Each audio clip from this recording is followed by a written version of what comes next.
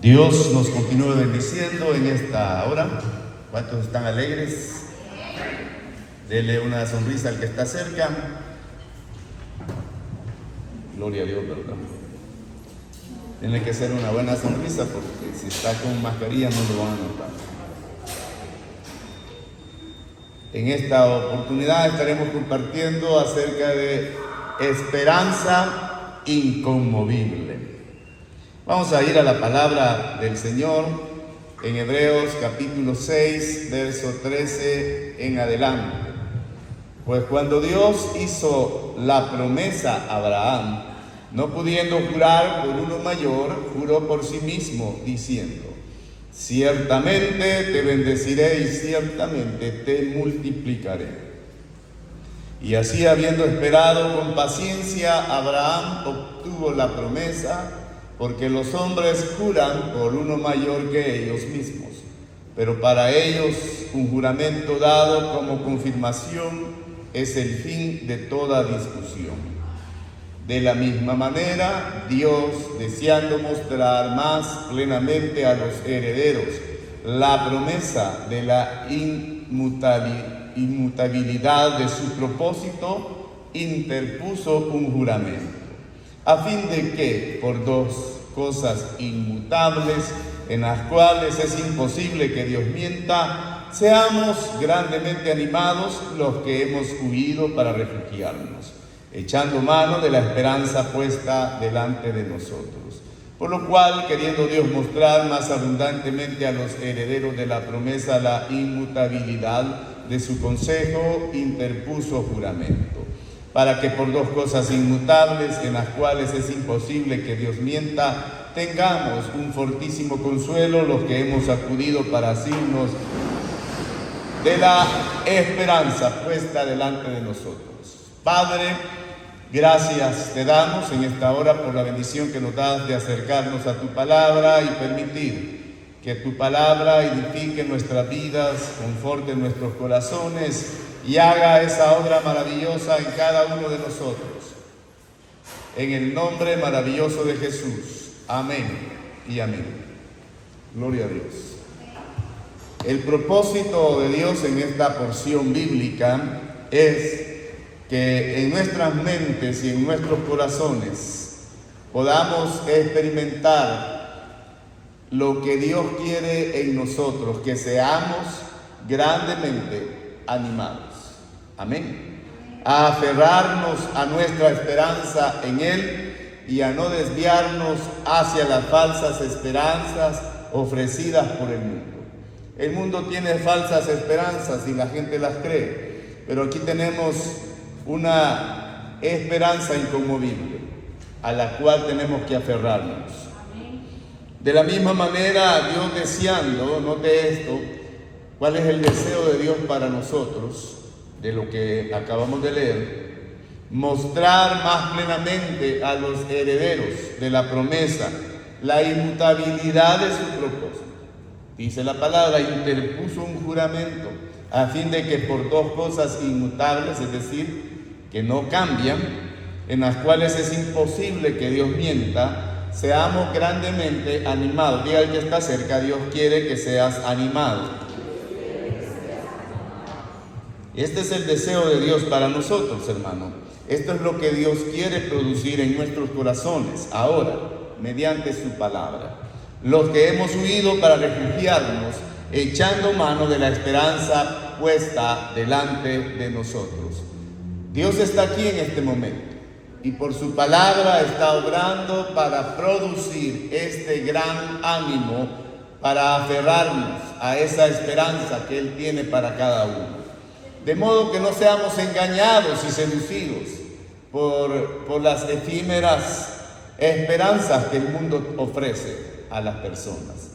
Aquí en el versículo 13 comienza diciendo pues, y está apoyándose en lo que acaba de expresarse en el verso 11 y el verso 12, que dice: pero deseamos que cada uno de nosotros muestre la misma solicitud hasta el fin, para plena certeza de que de la esperanza, a fin de que no os hagáis, ¿qué dice? Perezosos, sino imitadores de aquellos que por la fe y la paciencia heredan las promesas.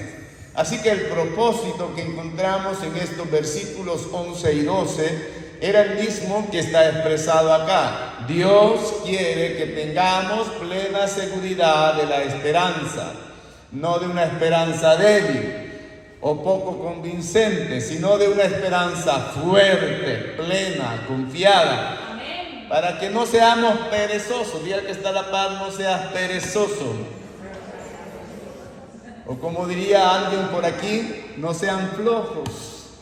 Y comencemos a pensar que la esperanza cristiana es real, no como la que el mundo ofrece. Amén. No es como la que el mundo ofrece, que es una falsa esperanza. Los que se dedican a la publicidad toman fotografías de cosas que son de comida, ¿verdad? Pero ¿sabe que esas fotografías que son tan apetecibles o que se anhela tanto comer y que a algunos se le hace agua a la boca, no se pueden comer? Porque si usted ve como algo así que tiene como algo como espuma, que le ponen a algo así, que qué rico se ve, esa espuma de afeitar, pues usted no se la puede comer. Le ponen, ¿qué otras cosas ponen? Le ponen como platito para armar hamburguesas, palitos. ¿Le ponen qué? Como un plato abajo para que se vea más. Ok, entonces, pero es algo irreal, no es algo real. Sin embargo, así es la esperanza que el mundo ofrece. Y la gente va tras esa esperanza falsa. Mas Dios está mostrando una esperanza que no perece, una esperanza que permanece para siempre. Amén. Y de ese peligro, de esa esperanza es que Dios nos advierte una y otra vez, a que no seamos flojos, a que no seamos perezosos, a que no seamos indolentes, en la forma de que debemos pelear nuestra esperanza, que es fuerte, vivida y convincente. Porque el versículo 12 dice que solo es mediante la fe y la paciencia que nosotros como cristianos o como creyentes podemos heredar las promesas que Dios tiene para nosotros. La fe es la certeza ¿de qué? De lo que se espera. Y es mediante esa solicitud que habla el verso 11 que mantenemos esa seguridad, esa fe. En la vida cristiana, hermano, un resbalón es mortal. Es que me resbalé, dicen algunos, ¿verdad? Me echaron zancadilla, dicen otros, aunque realmente no es que alguien le eche zancadilla, es que él solo se quiere caer. Entonces, Hebreos 12, del 16 al 17, dice: no sea que haya algún fornicario profano como Esaú, que por una sola comida vendió su primogenitura, porque ya sabéis que aún después, deseando heredar la bendición, fue desechado, y no hubo oportunidad para el arrepentimiento, aunque la procuró con lágrimas. Alguien le ofreció dinero por su plata, alguien le ofreció algo, ¿verdad? Pero no era posible. Amén. No era posible, porque él mismo decidió vender su primogenitura. Poco a poco, tanto la esperanza cristiana de gloria, la grandeza de la vida eterna con Dios, la belleza del rescate del infierno, el perdón de los pecados, como los placeres a la diestra de Dios, poco a poco, todos pueden comenzar a desvanecerse. Y repentinamente podemos descubrir, como Esaú, ¿qué es lo que le pasó a Esaú? Se resbaló en su vida, tan endurecido a la realidad espiritual, que lo único que pudo hacer es llorar por el castigo, pero no por la preciosa belleza de lo que ha perdido. Ya no puede arrepentirse de forma verdadera, de una manera genuina, ¿verdad? El llanto no es sinónimo de un genuino arrepentimiento, ¿verdad? Una persona que se pone a llorar y toda la cosa, no es que realmente esté arrepentida. Dios está obrando para impedir que eso ocurra a los herederos de la promesa. Y de eso habla la palabra, ¿verdad? En los versículos del 13 al 20 que leímos al inicio. Todo tiene que ver con el gran ánimo que Él quiere que tengamos ahora, para que nos aferremos a la esperanza y para que no crezcamos de forma indolente o de forma perezosa. Veamos por tanto lo que Dios ha hecho para darnos este gran ánimo ahora. Y oremos para que nuestros corazones reciban esta gran obra de Dios al darnos el ánimo que necesitamos para perseverar en nuestras almas. El escritor de esta porción comienza con un fundamento común para nosotros que somos los lectores: la autoridad del Antiguo Testamento. Creo que este también debe ser nuestro fundamento común. Jesús afirmó la autoridad y la verdad del Antiguo Testamento. En el verso 13 dice la palabra, habla de una promesa y un juramento que Dios hizo a Abraham, que dice en Génesis 22 del 16 al 17, y dijo: por mí mismo he jurado, dice Jehová, que por cuanto has hecho esto, amén, y no has rehusado tu único hijo, de cierto, ¿qué dice? Te bendeciré. ¿Y qué más? Multiplicaré tu descendencia como las estrellas del cielo, como la arena que está a la orilla del mar, y tu descendencia poseerá las puertas de sus enemigos. Aquí el escritor ve dos puntos importantes en el texto del Antiguo Testamento, que es lo que ve: una promesa y un juramento. La promesa fue que Abraham sería bendecido y que sus descendientes se multiplicarían y triunfarían sobre sus enemigos. ¿Cuántos son descendientes de Abraham por fe, espiritualmente? Todos los que hemos reconocido a Jesucristo. Y el juramento estaba en las palabras: por mí mismo he jurado. Así que Dios promete y hace un juramento para bendecirnos. Y ahora esto pone al escritor a pensar en el ánimo, a la esperanza que hay en este texto del Antiguo Testamento. Lo primero que tenemos que hacer es descubrir por qué los creyentes gentiles deberían sentirse animados. ¿Quiénes son los creyentes gentiles? Todos nosotros. Por esta promesa que fue hecha a Abraham y a sus descendientes. Y algunas razones podemos mencionar las siguientes. En primer lugar, Génesis enseña que Abraham va a convertirse en padre de muchas naciones, dentro de las cuales están los gentiles, que somos nosotros. En Génesis 17:4 dice: en cuanto a mí, he aquí mi pacto, dice, es contigo y serás padre de multitud de naciones. Así que ya en Génesis estaba el concepto de que los descendientes de Abraham no eran todos judíos. Hebreos 3:19 muestra que muchos descendientes físicos no son realmente herederos de las promesas hechas a Abraham y a sus descendientes. No pudieron entrar al reposo de Dios. ¿A causa de qué? De su incredulidad. Qué importante es tener fe. Qué importante es tener la confianza puesta en el Señor. Amén. En otras palabras, si nos falta fe, no tenemos garantía alguna por ser descendientes físicos. Amén, hermanos. Amén. ¿Qué es lo que sugiere esto? Que lo requerido para calificar como descendientes de Abraham y heredero de las promesas no es una relación étnica con Abraham, sino es una relación de fe. Amén. La salvación es por fe, y la fe viene por el oír, y el oír por la palabra de Dios. Es una relación de fe. Amén.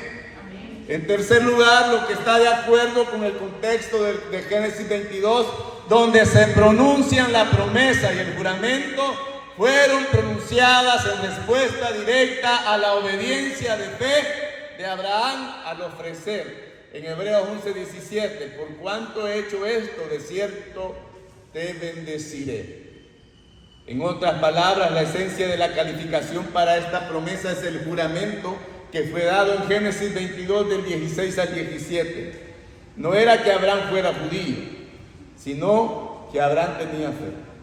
La promesa fue hecha a Abraham no por su lugar de origen, fue hecha a Abraham porque tuvo fe. La promesa es dada a nosotros por medio de la fe. Amén, hermanos. Amén.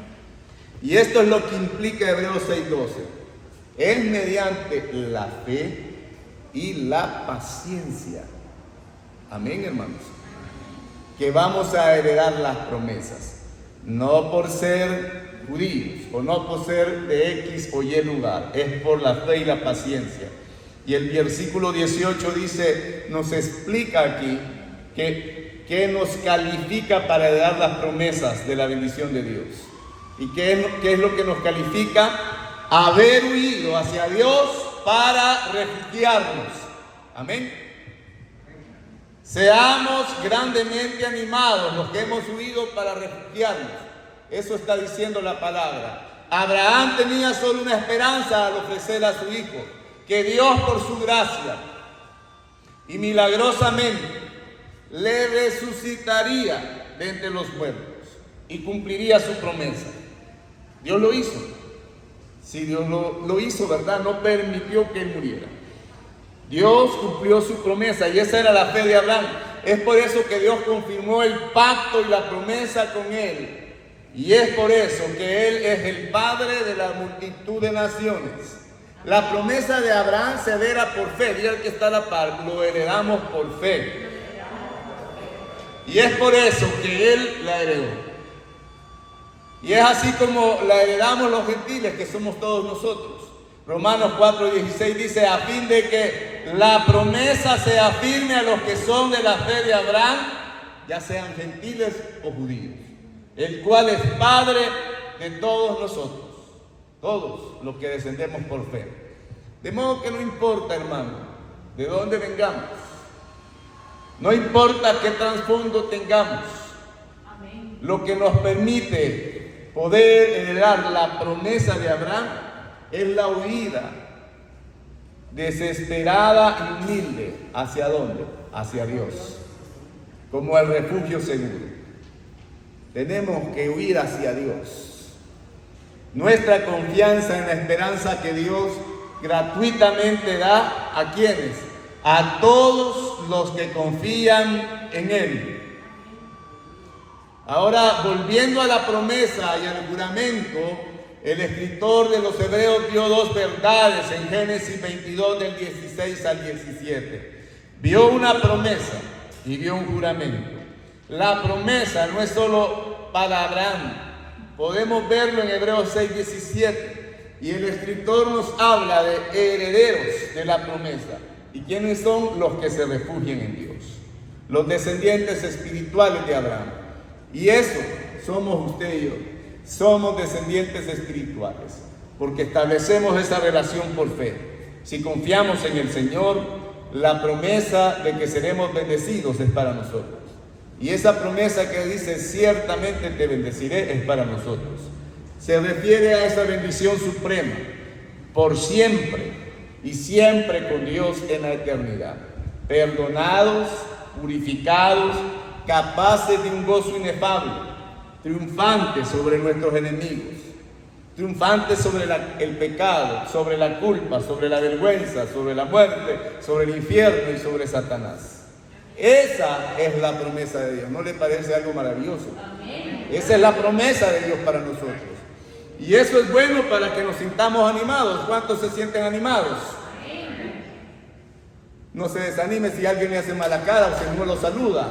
Anímese en el Señor, porque aquí hay una esperanza inconmovible que Dios nos da. Esa promesa y juramento de bendición para nuestras vidas. Amén. Que por fe heredemos este tipo de futuro para nosotros.